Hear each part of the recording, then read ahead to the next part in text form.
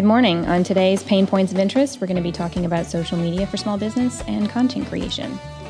Creating content for a business social media strategy can be one of the most arduous tasks facing a business owner, especially if your business does not lend itself well to visual or video media.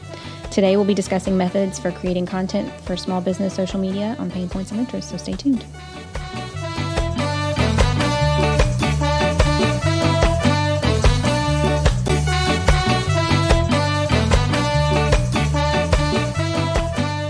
There's not really much of a point on being on social media if you don't have anything to say, right? I mean, the biggest problem with advertising anything is knowing what to say, how to say it, and when to say it. Now, social media comes along, and you hear people saying that you have to post a lot of content, and that just seems like a lot of work, don't you think? It is a whole lot of work. Big businesses can afford teams of people to create, edit, spin, post, respond, and interact. And small businesses usually can't. So essentially, you have to find ways to hack that. Let's look at the different types of content in social media. First, you have text, like words. Then you have pictures and video, and in many cases, audio as well. So right off the top, there's some combination of these four major categories, which in and of themselves have subcategories for being creative.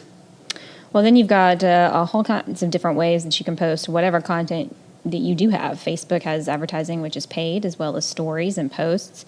And there's also that's also available on Instagram. LinkedIn has posts, both personal and company, and articles, which are more like blogs.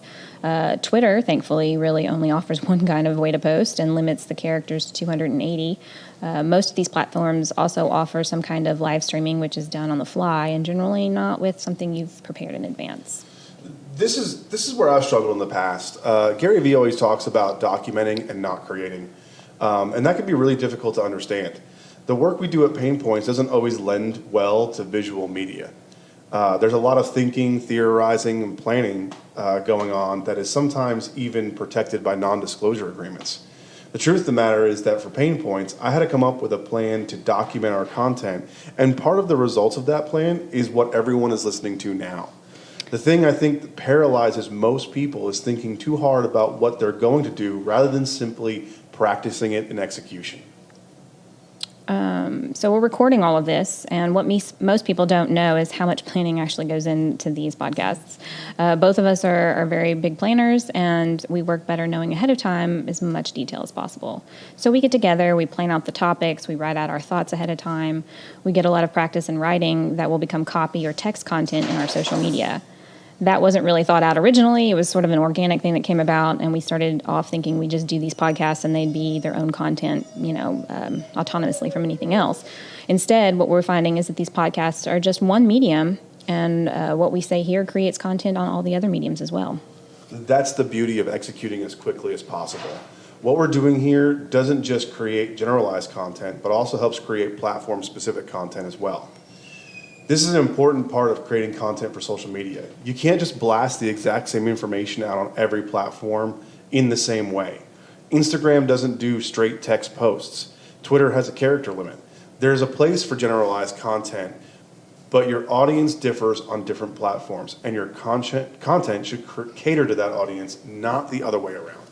So creating content for social media can be a big hurdle to jump over in owning a business. And that's just a very brief overview of what we can do. If you have any questions, comments, or additional thoughts, please contact us on any of our social media, Facebook and LinkedIn at PaynePoints, Instagram at Payne.points, and on Twitter at PointsPayne. You can also contact us through our website at www.paynepoints.com. We'll be talking more about social media tomorrow, so stay tuned.